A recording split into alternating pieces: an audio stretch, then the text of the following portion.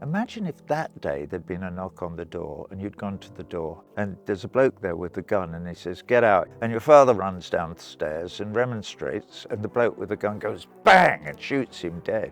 And then suddenly you and your mum are on the road with a couple of belongings. And that's what happened to my grandparent, along with 750,000 other Palestinians at the time. How can you not put yourself in those shoes and go, yeah, how would I feel if that was done to me? Would I resist? Damn right. What's happening in Gaza is a genocide that will haunt us for the rest of our lives. Sunak and Starmer are going, yeah, just carry on. Israel can do no wrong. Here are the weapons, here get on with it, finish the job, and all of that. And people all over the world, not just all over Ilford or all over England, are going, what? Gaza has brought about an awakening, and now we have to use our rage, we have to build our rage and bring it to the ballot box to hold these war criminals accountable, these politicians who failed to vote for a ceasefire when it mattered. The callousness which they feed war abroad, it reflects the callousness they treat people at home. We have to fight the Starmers and Farages and the people who would have us at each other's throats. We don't need mouthpieces of corporate firms and corporate interest anymore. We need people of humanity, people of empathy, people who actually speak truth to power and show up for the people. Our current government in this country is about maximising profits for oligarchs that we will never meet. And you know I'm standing against Wes Streeting, he's the Shadow Health Secretary. Yeah, exactly. And you've seen his plans about opening up the doors to more private provision. He takes donations from private healthcare companies. And of course he has to echo the demands of them rather than the demands of the people. That's the difference here, and that's the travesty of the two-party system. How's it going? It's going really well. It's been so positive, it's been so hopeful. And as you know, in the midst of such a depressing time in politics, in the midst of so much darkness, this is bringing hope to so many people. And it's why we've seen people join my campaign from all around the country. So the thing that's attracting them to you in your campaign is that your campaign is based upon our capacity for empathy with each other, rather than all the other stuff that most of the campaigns are usually on. Keep them out of the country and all that crap. It's about humanity, and that's the beauty of our campaign. It's under a shared banner of humanity, and it's represented by the diverse people on my campaign. Yeah, well, that's why I'm so happy to be talking to you today, is because to see this going on now in a general election in the UK is extremely encouraging for all of us who've been somewhat despairing of the possibility of moving our politics into a more humane position. Are you going to win? I hope so. I'm here to win. Well, I hope so too. Standing to win. The response I've been getting is that people who've never voted in their lives before are actually voting for the first time this election because I'm standing, because they feel this is someone who can actually represent my views and be a voice for the people.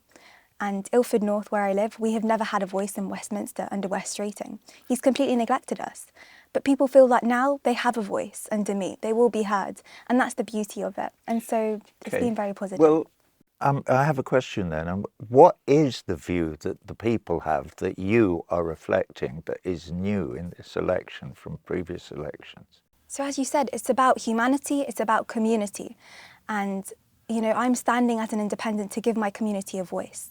And a community voice is something both of these parties, the Tories and the Labour Party, don't offer to us. I'm standing on 5 pledges that I formed based on a listening and engagement period with my friends and neighbours in Ilford North.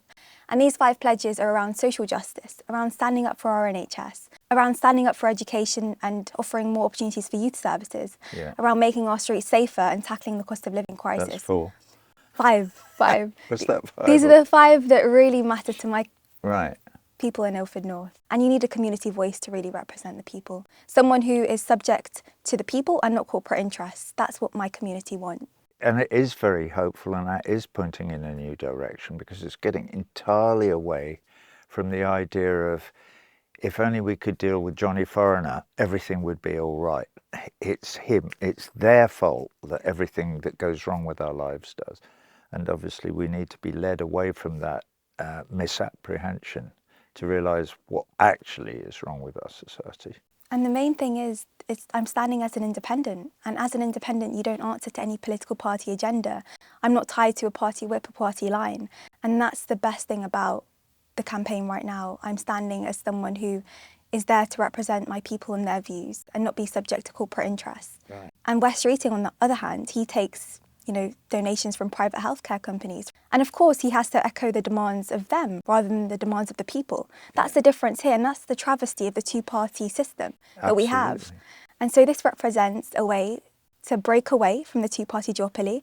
The independent movement is the way forwards, and I think that's how it should be. So Ilford North have a very special opportunity right now, where you can have an MP who represents the people, and not a party whip or party line. Well, I'm glad you can express it so eloquently, because clearly you've hit the nail on the head. So you're in a situation now where that might actually be a functioning democracy, even if it's only in Ilford North, and possibly, we hope, Holborn and St Pancras, and possibly Stratford and Bow, and possibly Blackburn, or possibly whatever. There's a few constituencies around the country where it's possible for the voters in those constituencies to express the empathy that they feel for their brothers and sisters in other parts of the world, but also in other parts of their constituency or in other parts of Great Britain. Because what you talk about, this feeling of community and is exactly what government should be about, and isn't, as we know. Our current government in this country is about maximising profits for oligarchs that we will never meet and have nothing really to do with our lives except to use us as labour, I suppose, when it's convenient to them, and throw us away when it's not. How lovely to see the will of the people being given an opportunity to exercise. And it's time to return politics back to the people. And the slogan of my campaign, the motto of my campaign right now is, the power of the people united is always greater than the people in power. And that's what my campaign represents. And look, we can win this. We're standing to win. It's a winnable seat. All we need is the people and the numbers. We're against the party machine. We're against big donors. But what I say to my volunteers and people on my campaign, we meet a machine with a movement, a people-powered movement, a grassroots movement. And that's how we are going to win this. We're going to represent that our power as people is much greater than those in power. Well, good for you. Luckily, you and I are having this conversation on the day when the power of the people expressed itself. They finally had to let Julian Assange out of prison, and he's now on a plane hopping his way to Australia, where hopefully we'll get some peace and quiet to recover. I went and saw him in prison last September, and we had a good conversation, but he was not well then. And you could see the toll that Belmarsh was taking on the man. So this is fantastic news today that he's at least out. I only brought Julian Assange and his release today up because it's the people expressing their power, and they've been expressing it globally for Julian Assange in the same way that they're expressing their feelings globally for the people of Palestine and against the genocide that's going on in Gaza and the West Bank. And it's almost universal. It's only the governments who are isolated. Even in England, the people are against the genocide. Absolutely. All the polls say the same thing. And yet the government is 100% gung-ho cheering it on. And the opposition under Keir Starmer. Sunak and Starmer are standing arms linked, cheering Netanyahu on in his murderous endeavours. But we the people are not. I feel your confidence, and I can feel that, who knows, maybe. How many constituents are there in North Ilford?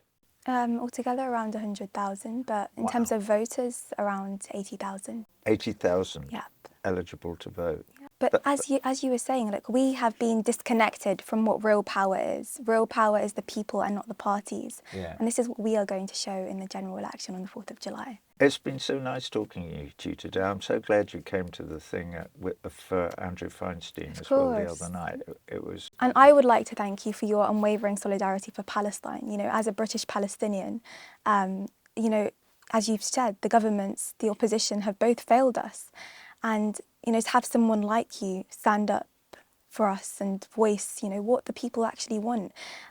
From, Gaza, what's happening in Gaza is a genocide that will haunt us for the rest of our lives. And it's been ongoing for 9 months now, and a ceasefire still hasn't been called.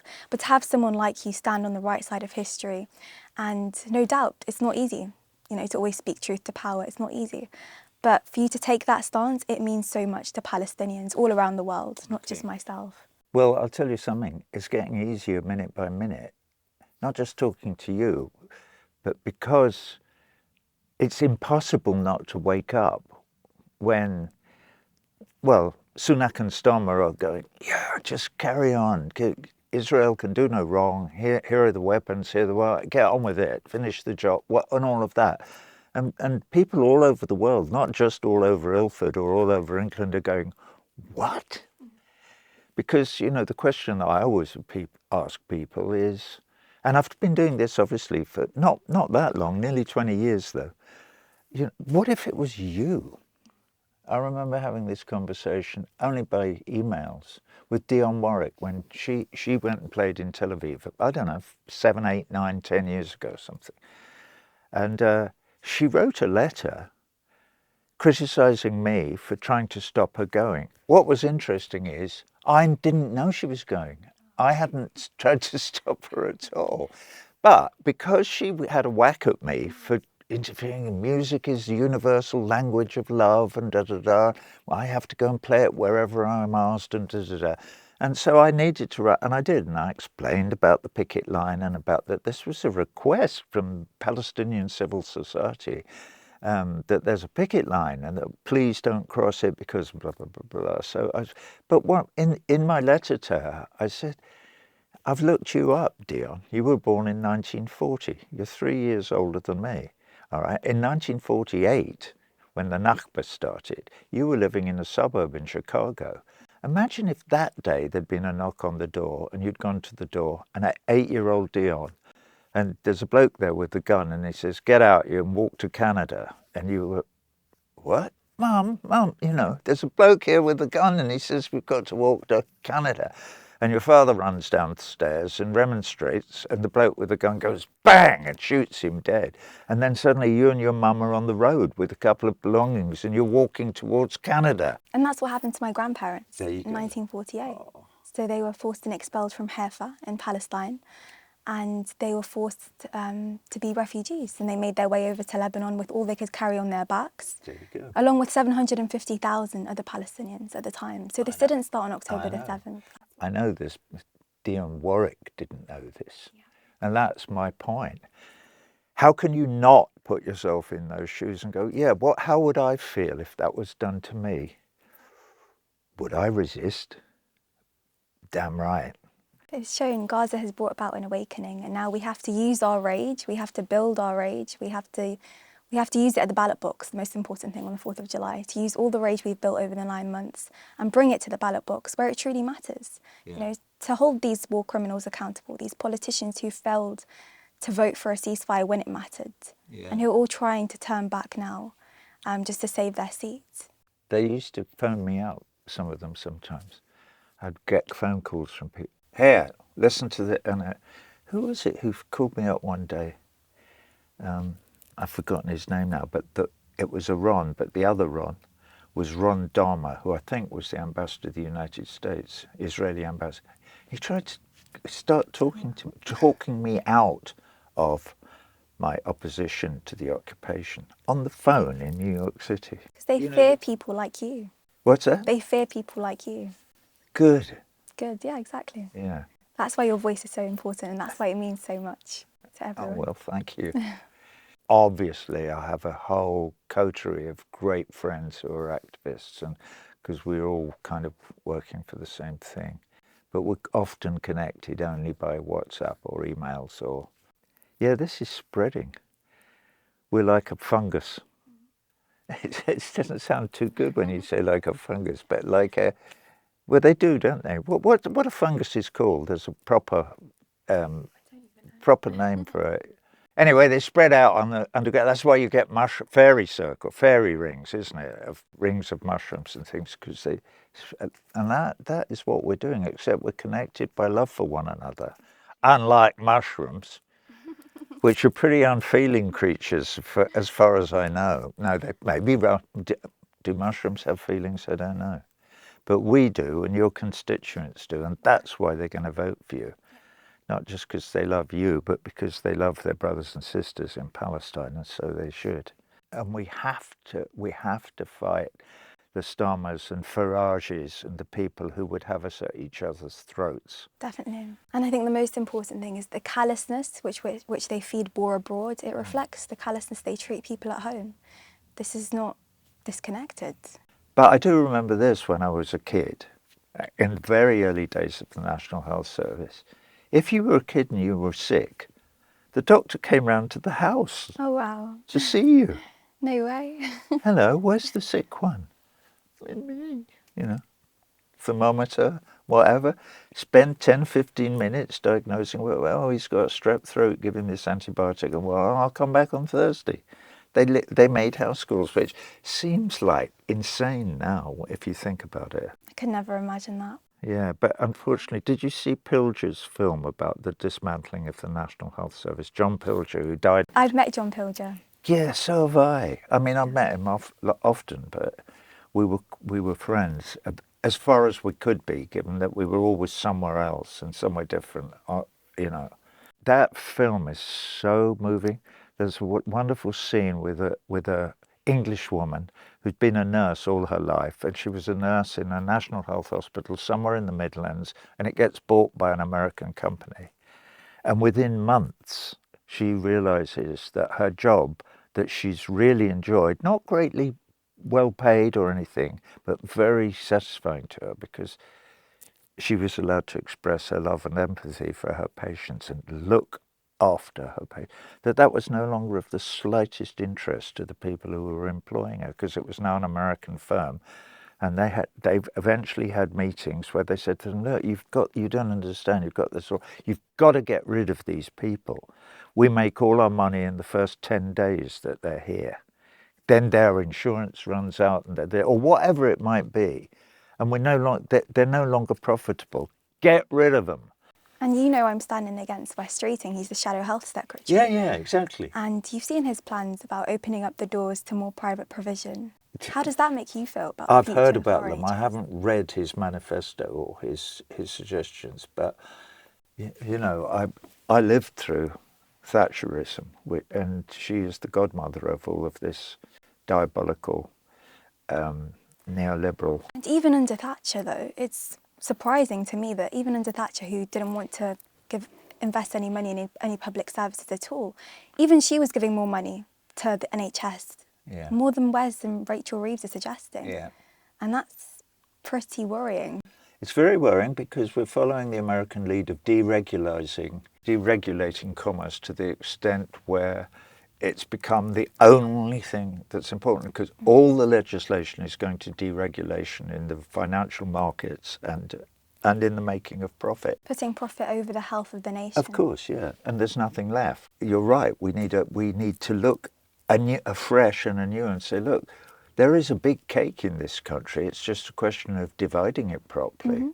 Exactly. And you're quite right. We, the people, need to be making that decision. We do. Not they, the corporations, making those decisions. So you're absolutely right. So we need your generation to put a stop to the rot and to get us back on track of looking after one another. We don't need mouthpieces of corporate firms and corporate interest anymore. We need people of humanity, people of empathy, people who actually speak truth to power and show up for the people. Yeah. Well, you're one and I'm one, so that's two. Let's get on. Well, you better get back to work if you're going to win this election. I know. How encouraging, wasn't it? I mean, I'm blown away by what I've heard today. And so I hope you are too. Get out there on July the 4th and vote for these candidates so we can make a change in this country. And if you can, if you've got any pocket money left, support Double Down News through Patreon.